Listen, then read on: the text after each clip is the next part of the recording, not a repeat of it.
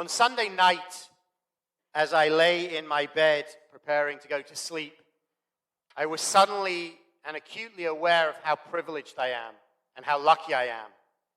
I was able to go to sleep in my bed, in my home, safe, unconcerned about things going on around me. And even though we know we're living through trying times, in the big scheme of things, what did I really have to worry about? And on Sunday night, I kept thinking about the contrast in what I was feeling and experiencing with those who were living through the earthquake in Haiti and all that had happened there, and also in Afghanistan with the events of the past couple of months as the Taliban have reconquered the country. Over this past week, the pictures and the news has been all too familiar and all too frightening. We've watched as the Taliban have once again reclaimed that country and various cities marching onward towards the capital. The scenes of people at the airport rushing, desperately trying to get on a plane to escape, to emerge from their slavery to freedom, are pictures that I think few of us will forget. The fact that people hung onto the plane desperate in that way is something that's almost beyond belief for all of us here on these shores who live safely and comfortably without the same kind of fear. And I've got to be honest that in watching those pictures, in following the news stories over this past week, my most intense feeling has been one of powerlessness. What on earth am I supposed to do? What on earth are any of us supposed to do? 20 years of war, billions of dollars spent, and what did it get us? Where have we ended up? I don't know enough about the country or about the politics to offer any kind of statement about who's right and who's wrong, other than to say there is a tragedy in what has happened over there, and a tragedy in all that time and money that has been spent trying to make Afghanistan better, and yet finding ourselves leaving 20 years later, and the same people coming back to power again. Most of all, at this time, I'm feeling sorry for the Afghan people. For people who did nothing to deserve their fate. People who, just because they were born in the wrong country at the wrong time in history, are going to experience hardships that we can't even fathom or imagine. And I feel especially sorry for the women and the children. I think about the children because 20 years means that all of those children have no memory of what life under the Taliban was like. They've lived and grown up at a different time, in a different place where they were able to start taking certain things for granted. Their education, some of their rights, some of their freedoms. Mustafa Ben Masood was on NPR, and he's the chief of field operations and emergency for UNICEF in Afghanistan. And when he was asked about the current challenges, he said, I want to have a government in place so that I can interact with them and talk about education policy, health policy, and how we eradicate polio from Afghanistan. How we ensure that, the community-based education in schools that we put in place are replaced by solid and static schools across the country. Just think about what his concerns were for those people. Education, health, basic rights, and then the eradication of polio. We're fighting COVID-19, and they're worried about a disease that we discovered a vaccine for in the 1950s. It puts into perspective the fate of these people and what they are living through. And my fear for these children is about the loss of hope. What do they have to look forward to now? What are they hoping will be next in their lives? Hope is such an important emotion, such an important feeling to have. And I hope that they will find that way to maintain that glimmer of Tikva, that things can be better. And our challenge is, despite the powerlessness, to find those ways to make things better and to help them. And then alongside the children, it is really about the women whom I am most concerned. In an AP News story, they talked about the fact that older generations remember the Taliban's previous rule, when they largely confined women to their homes, banned television and music, and held public executions. On Tuesday of this week, the Taliban spokesperson promised that they would honor women's rights within the norms of Islamic law without elaborating. The problem is that none of us know what that will mean.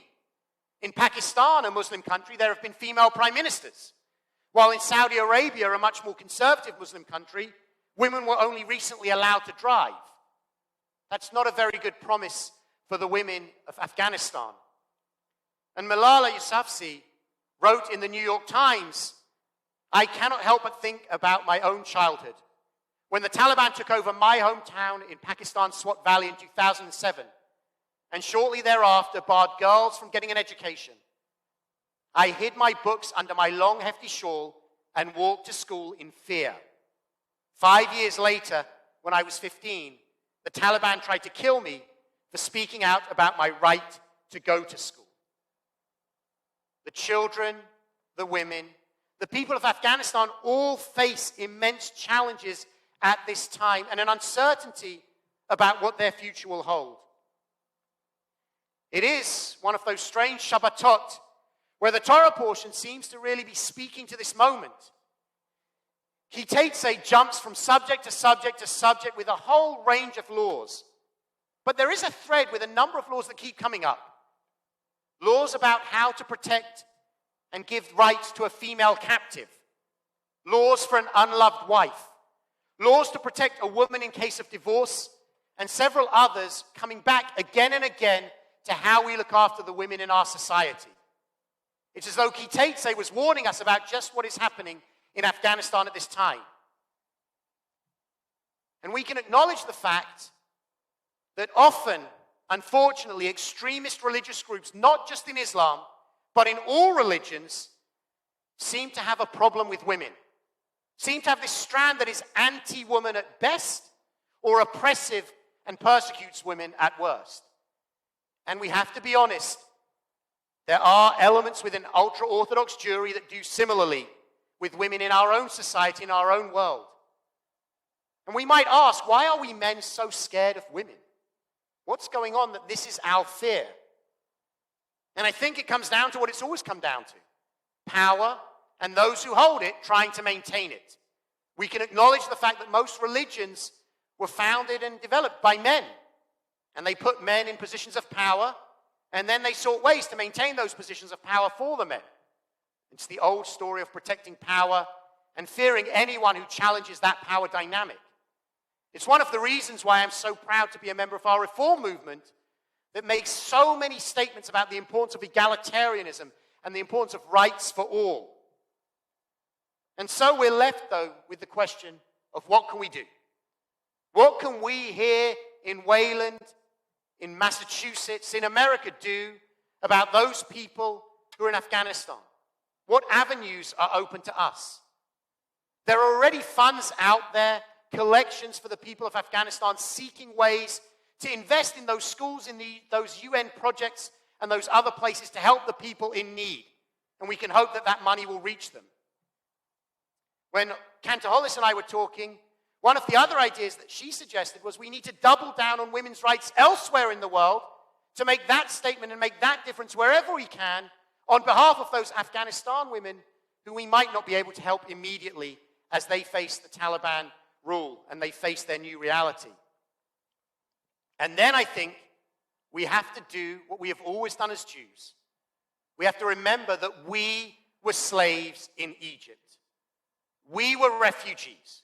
We were the ones who were fleeing oppression and persecution, and we were the ones who needed help. And we're told that we know the heart of the slave because we were slaves, as a reminder that when people are in need in this way, seeking to save their lives by fleeing from the countries in which they find themselves, we as Jews have an obligation and a responsibility to step up and help. Here, in the Boston area, JFS of Metro West were involved when Syrian refugees needed our help. And I believe that together with the Jewish Community Relations Council and others, they're getting ready to step up again and help those refugees from Afghanistan now who will be coming to these shores and will need a home, need help and support. And I hope that on behalf of our Shir Tikva community, will be amongst those who will be able to step up. When they come calling and say we need synagogues and communities to adopt, to embrace, to welcome, and to support these refugees, I hope that we'll be amongst those who put our hands straight up and say, Hineni, here we are. What can we do? How can we help? We are ready. There's a limited amount we can do. There's a sense of powerlessness. But there's always something. There's always a way to make a difference. And for us now, it might be that we can make a difference in the life of one person or one family who finds their way to Massachusetts. And that will be the way that we start. It won't be the end. It won't be nearly enough from what we would want to do. But it will be that first step to making a difference and to helping those people. Because we know we were slaves in Egypt and we're called upon to help others in need. Shabbat Shalom.